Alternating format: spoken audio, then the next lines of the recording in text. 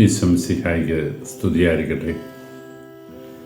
വിശുദ്ധ മർക്കോസിൻ്റെ സുവിശേഷം 10-ാം അധ്യായം അതിൻ്റെ 35 മുതൽ 45 വരെയുള്ള തിരുവചന ഭാഗമാണ് നാം ഇന്ന് ധ്യാന വിഷയമാക്കുന്നത്. ഇന്ന് രണ്ട് പ്രസിദ്ധരായ വിശുദ്ധാത്മാക്കളെ അനുസ്മരിക്കുന്ന ദിവസമാണ്. ഒന്ന് നമ്മുടെ മലയാളികളുടെ അനുഗ്രഹമായി ദൈവമുയർത്തിയ മൂന്നാമത്തെ വിശുദ്ധ എവുപ്രസ്യാമ്മയുടെ തിരുനാൾ. മറ്റൊന്ന് വ്യത്യസ്ത സ്മോനിയുടെയും മക്കളുടെയും ഓർമ്മ ദിവസം. രണ്ട് സംഭവങ്ങളും ഇന്നത്തെ തിരുവചനത്തോട് ഏറെ ബന്ധപ്പെട്ട് കിടക്കുന്ന ജീവിതകഥകളുടെ ഒരു ദർശനമാണ്. വിശുദ്ധ എവുപ്രസ്യാമ്മ കർമ്മലീത്ത മഠത്തിലെ പ്രാർത്ഥനാമുറിയിൽ ദൈവത്തിന് അനുഗ്രഹത്തിൻ്റെ കൃപയുടെ മകളായിട്ട് ജീവിച്ച് പാവപ്പെട്ടവരിലും പതിഥരിലും ദൈവത്തെ ദർശിച്ച് അവരുടെ അനുഗ്രഹമായി തീർന്ന ധന്യവിശുദ്ധയാണ്.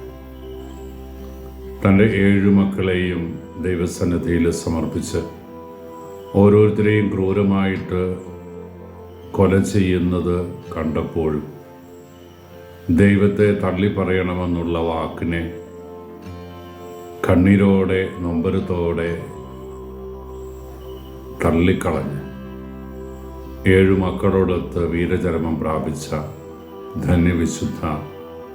വിശുദ്ധ സ്മോനിയുടെ സ്മരണയും ഈ ദിവസത്തിൻ്റെ അനുഗ്രഹം. നമ്മൾ വായിച്ചു കേട്ട തിരുവചന ഭാഗത്ത് സബദിപുത്രന്മാർ ഈശോയെ സമീപിക്കുന്നു. തമ്പുരാൻ്റെ രാജ്യത്വത്തിൽ അവൻ എഴുന്നള്ളി വരുമ്പോൾ അവൻ്റെ ഇടതും വലതും ഇരിക്കാനുള്ള ആഗ്രഹം അവിടുത്തെ സന്നിധിയിൽ പ്രകടിപ്പിക്കുന്നു. അധികാരത്തോടുള്ള അടങ്ങാത്ത അഭിവാഞ്ച ശിഷ്യന്മാരുടെ എല്ലാവരുടെയും മനസ്സിലുണ്ടായിരുന്നു എന്നതിൻ്റെ പ്രതീകാത്മക ഭാവം തന്നെയാണ്.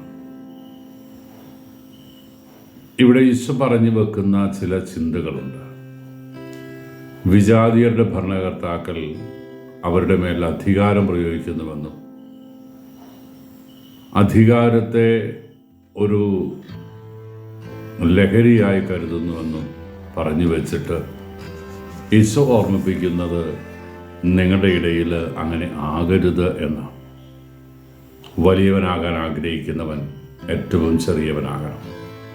ഒന്നാമനാകാൻ ആഗ്രഹിക്കുന്നവൻ എല്ലാവരുടെയും ദാസിയാകണം. വിശുദ്ധ എവുപ്രസ്യാമ്മ ജീവിതത്തിൽ ഒരിക്കലും ഔന്നത്യങ്ങൾ ആഗ്രഹിച്ച വ്യക്തിയല്ല.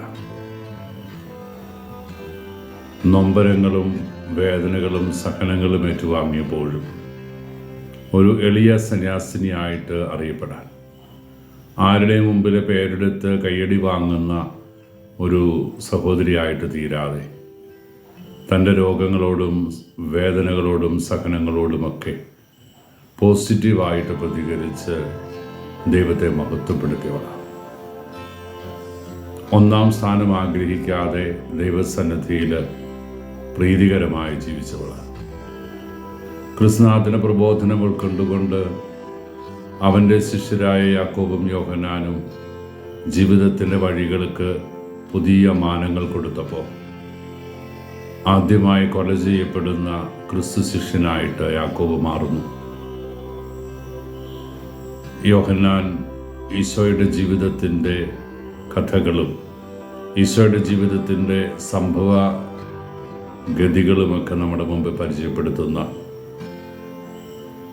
വലിയ ഗ്രന്ഥകാരനായിട്ട് രക്ഷയുടെ സുവിശേഷം എന്നറിയപ്പെടുന്ന ആ 4ാമത്തെ സുവിശേഷകൻ്റെ രചയിതാവായി, പിന്നീട് ദൈവം വെളിപ്പെടുത്തി കൊടുത്ത വെളിപാടിൻ്റെ ഗ്രന്ഥകർത്താവായി, ക്രിസ്തുവിനും ഏറെ കാലങ്ങൾക്ക് ശേഷം ഏതാണ്ട് AD 100 മരിക്കുന്ന ഒരു വ്യക്തിയായിട്ട് അറിയപ്പെടുകയാണ് സഭയിൽ.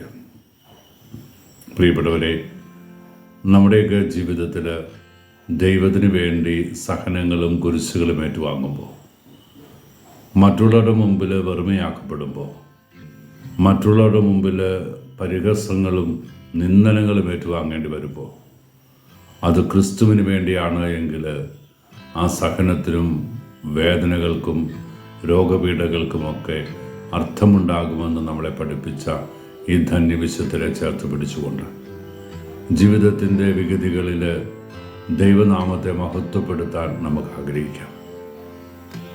ആരെയും ഭയപ്പെടാതെ, ആരുടെയും സ്വാധീനത്തിന് കീഴ്വഴങ്ങാതെ, ആരുടെയും പ്രശംസയ്ക്ക് പാത്രമാകാൻ വേണ്ടി കൊതിക്കാതെ, ദൈവനാമത്തിൻ്റെ മഹത്വത്തിൻ്റെ കീർത്തനങ്ങൾ പാടുന്നവരാകാൻ നമുക്ക് ആഗ്രഹിക്കാം. വിശുദ്ധ എപ്രാസ്യാമയും വിശുദ്ധ സ്മോനിയും 7 മക്കളും നമുക്ക് മാതൃകയാകട്ടെ.